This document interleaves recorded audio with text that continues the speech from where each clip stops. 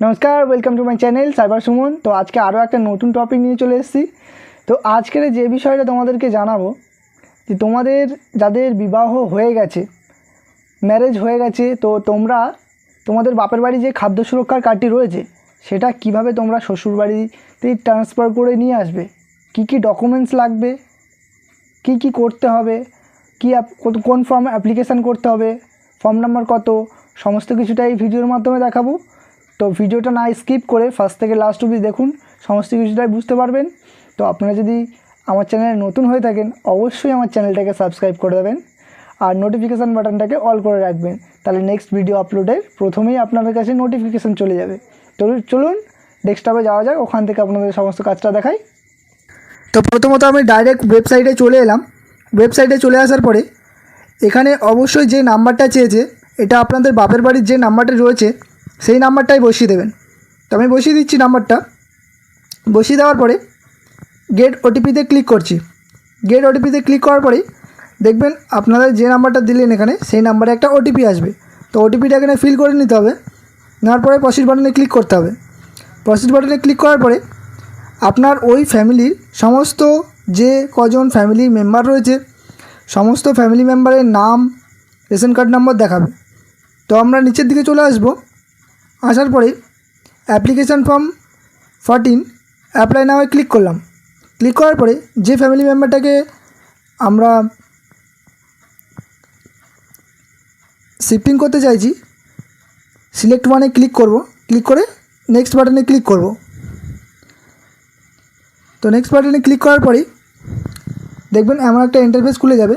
তো এখানে please enter your ration card number.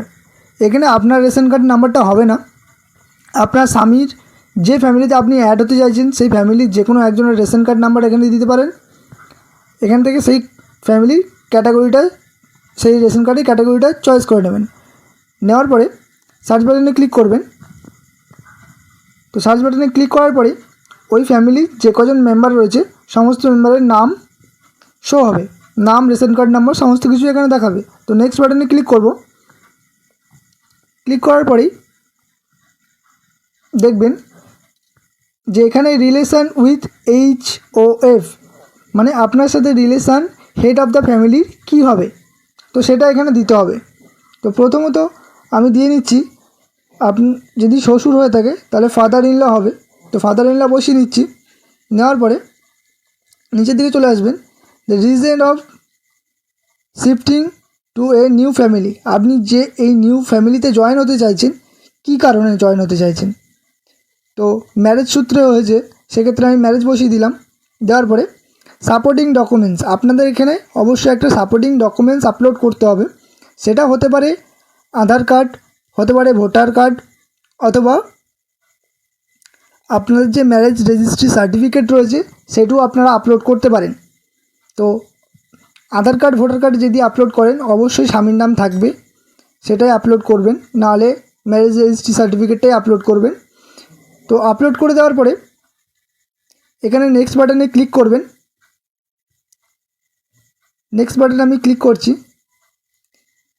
Click করার পরে দেখবেন যে আপনাদের যে বাপের বাড়ির যে মোবাইল নাম্বারটা দিয়ে রেজিস্টার করা ছিল সেই মোবাইল নাম্বার, এই টিক বক্সে ক্লিক করে গেট ওটিপিতে ক্লিক করব। গেট ওটিপিতে ক্লিক করার পরেই দেখবেন আপনাদের ওই নাম্বারটায় একটা ওটিপি আসবে। তো ওটিপিটা দেওয়ার সাথে সাথেই আপনাদের, তো আমি ওটিপিটা বসিয়ে নিচ্ছি। নেওয়ার পরে সাবমিট বাটনে ক্লিক করলাম। সাবমিট বাটনে ক্লিক করলেই আপনাদের ফর্মটি সাবমিট হয়ে যাবে।